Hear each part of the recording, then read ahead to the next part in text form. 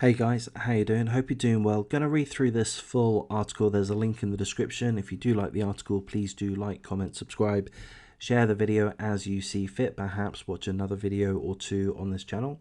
If you get a little bit depressed by this kind of subject, then you're not the only one. Do take a mental health break. Perhaps check out a couple of the friends of the channel listed on the homepage of this channel.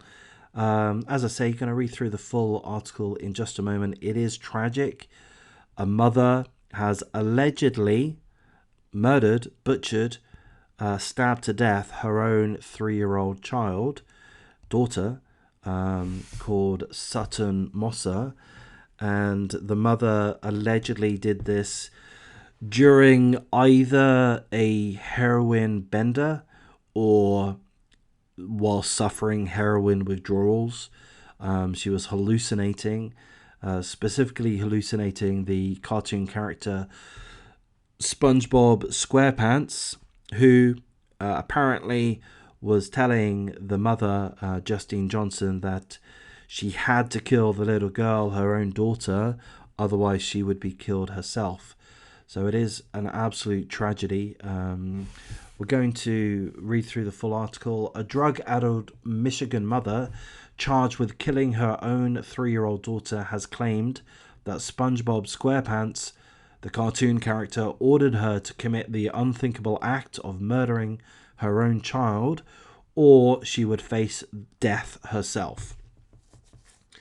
Justine Johnson, this evil, mentally ill, drug addict scumbag here, 22 years of age, is accused of stabbing Sutton Mosser, her own 3-year-old daughter. Here's Sutton. There she is.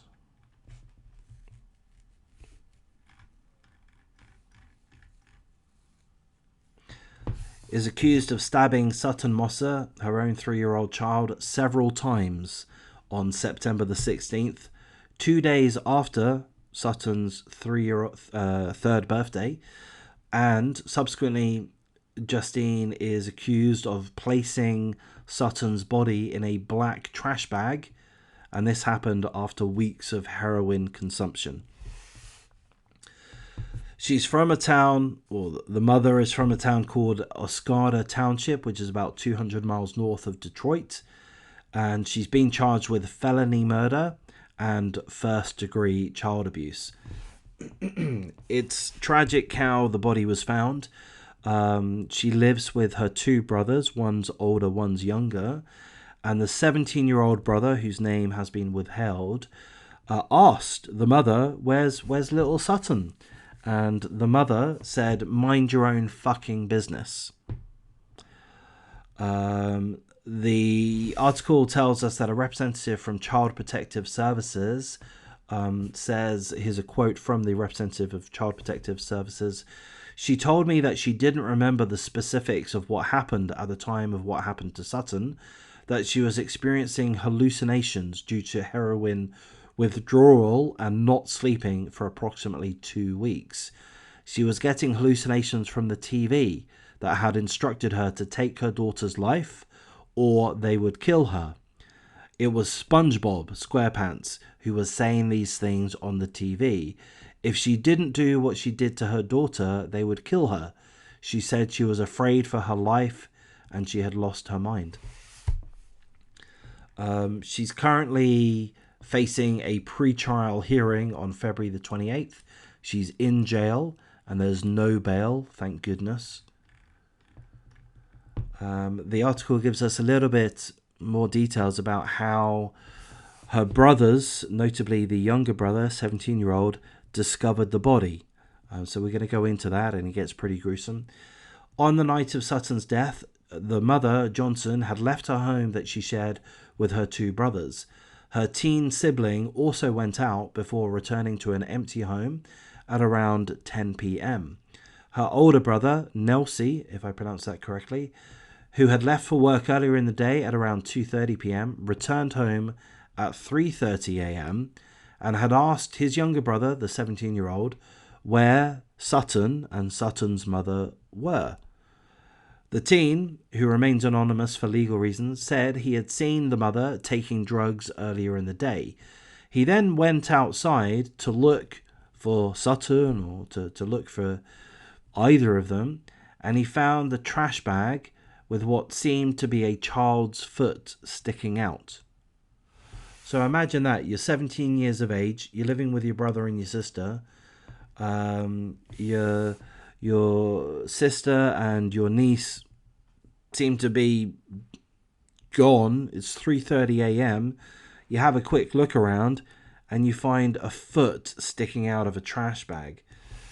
So the article tells us that the 17-year-old ran up, spoke with his older brother and said, hey, there's a foot sticking out of a trash bag. The older brother didn't believe him, thought it was a joke, but then they looked into it a little bit further, called the police. The police or investigators came. They found more evidence of wrongdoing. The investigators found bloodstains on a hallway closet door, on couches in the living room, and in a bedroom at the crime scene. They also found 3 knives in the same bedroom. So investigators found a lot of bloodstains and knives pretty much immediately. The infant, poor little Sutton, the 3-year-old, the infant had stab wounds to her neck, chest, and abdomen. She was wrapped in a comforter inside the trash bag that also had a pair of jeans with bloodstains on them. The Child Protective Services representatives testified that the mother had told him on October the 1st that she had left the home to go to her mother's house before passing out.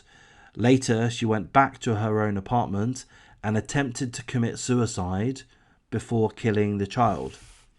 So if I'm understanding this correctly, the Child Protective Services representative has testified that the mother has admitted to having killed poor little Sutton, if I understand that correctly.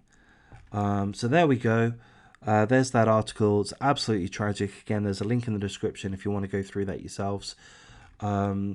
It's awful, and it's due to drugs, is it not? Or she was either on a bender. The younger brother said that he had seen her take drugs earlier that day.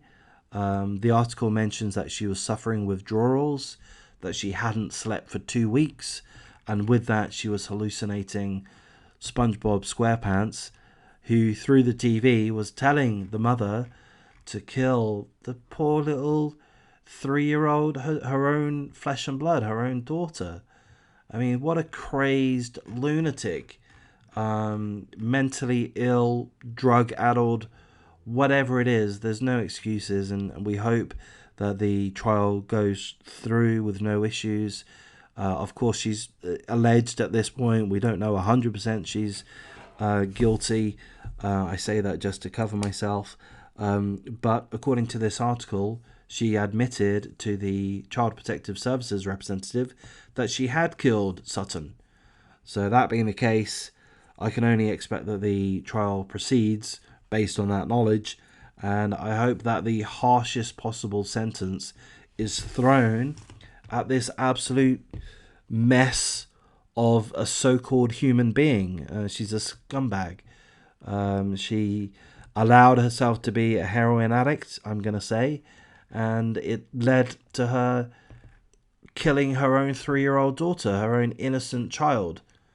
I mean, if you're going to throw away the life of your own 3-year-old, then your life has no value. I couldn't blame anyone to throw your life away. You certainly don't value your own life or that of your own family members. So she's a real absolute scumbag. So I'll end things there.